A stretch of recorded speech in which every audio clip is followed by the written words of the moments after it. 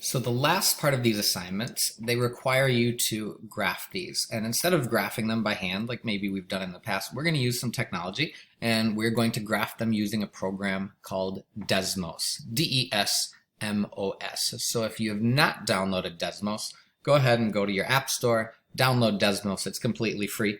And pause the video, and when you've got it downloaded, come on back, and then we'll show you how to graph them on Desmos.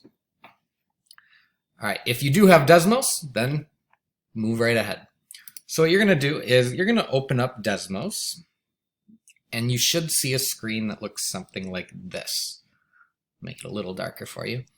And what you can do in the left side here is you can create a couple points. You can use it as a normal calculator if you want. If you want to do 45 times 6, it just tells you the answer. So Desmos can be used as a normal calculator. We're going to use it for its graphing capabilities. And the first thing we're going to do is change the window. You can see that this graph that we're looking at only goes up to 10. But we found when we were doing this first example, we had numbers that were going up to 390 or 290.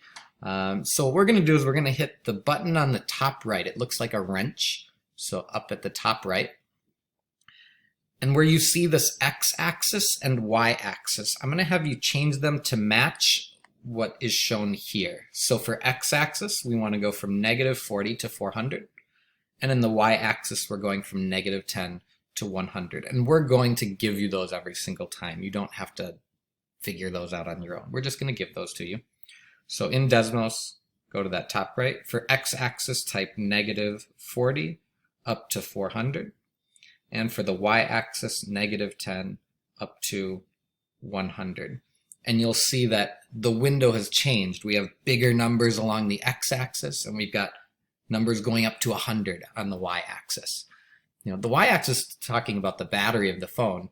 You can't go over 100% battery on the phone, so that's why we're only looking up to 100 on the y-axis. So the next thing that we're going to do is we're going to plot a couple points. So if you remember back in our problem, let's go way, way back to our original problem. For part A, we ended up giving you 2 points, and the first point was 60, 46. So for part A, 60, 46, and I'm going to go here, and I'm going to put parentheses, 60, 46. Close the parentheses. And then I'm going to tap that button that says label, and it's just going to display those points for me. Now we also had one more point. So again in part A, that point was 75, 43. And now you'll notice it shows up in green. I want it to show up in blue again. So I'm going to hold that green one, and I'll just change it to blue. You don't have to do that. I think it looks better when they're the same. And then once again, I'm going to hit label. And if you want to collapse this left side, you can. It just kind of shows you those points. Here's where that slope comes in. If you're going from one point to another, you were going from 46 down to 43. So it went down by 3%. Can you see? Down 1, 2, 3. And then from 60 over to 75, if you go from 60 to 75, it went over by 15. So in 15 minutes, it went down by 3. So hopefully for that part where you had to find the slope, this is why the slope was -3 over 15. The rise was -3, the run was 15. Let's go back to our main window. So now what we're going to do is we're going to type in the equation that we found. So this is going to be a good way that you can check your answers. So in part C, I believe it was, we made you find the equation of the line that's modeled by this scenario.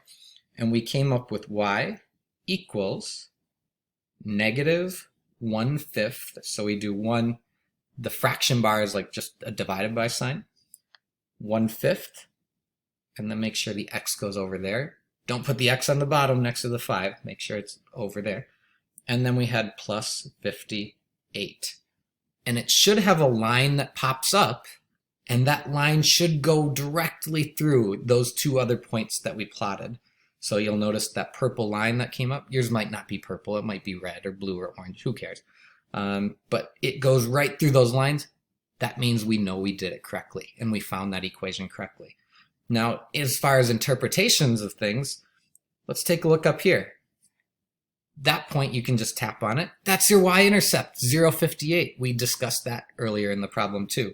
Let's go down to the x-intercept. We're going to go down here, and the x-intercept is 290, 0. That's the same thing that we found when we solved it algebraically. So graphing it on Desmos is a great way for you to check your work. So I'm going to zoom out over here. And what I'm going to do next is I'm going to put my name here because I want credit for this. I'm going to type ABC. So here's Jansen. And so now that my name's in there, now I'm going to take a screenshot so we can get rid of that keyboard. We're going to take a screenshot, and then that is what's going to be imported into your assignment. So make sure you plot the 2 points, make sure you hit the label button, and then type in the equation to make sure it goes through those lines. If it does, you did it correctly. Make sure you've got your name in there on that 4th row, and then import that into your PDF, and that's all you've got to do for the graph. So thanks for watching. We've got many more of these to come.